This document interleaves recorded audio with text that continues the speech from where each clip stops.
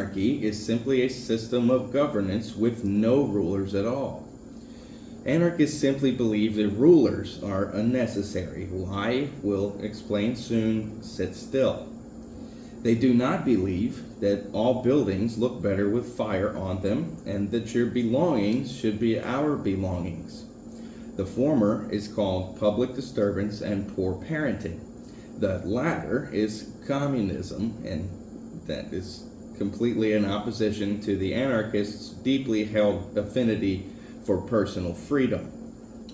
You see, if you were to steal from another person, even to better the lives of your comrades, you would be infringing on that person's right to do what they choose with the things that they've either created or earned through voluntary exchange.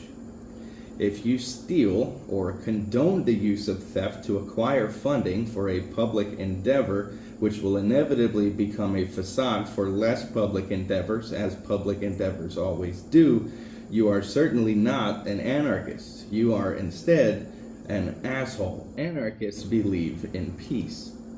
Anarchists believe that all interaction ought to be voluntary, and that most people, if left ungoverned, will work together to ensure that all are happy and cared for. Human beings, after all, are driven by self-interest.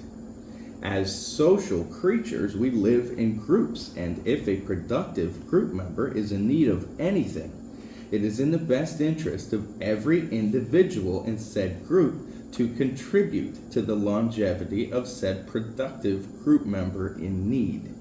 This is a natural form of socialism. No two human beings are equal, however, and there will always be people of any group who are more or less productive than others. These people are entitled again to all they either create or earn through voluntary exchange, or do not earn or create. You are free to be unproductive, but you are not free to force me to pay you to be unproductive. That is a natural form of capitalism. Elements of both will always exist naturally in human ecosystems, as they do in all ecosystems. Trees, without even having brains, understand that diversity in the soil and root neighborhood is in both their own self-interest and that of the whole forest.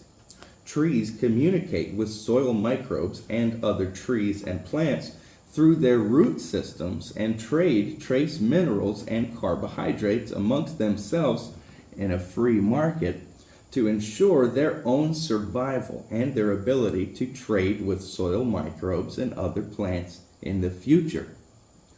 Curiously, they do all of this without the need to collect taxes of any kind. Be like trees. Be peaceful. Be an anarchist. Thank you for doing your research with the Hitchhiker's Guide to Peace.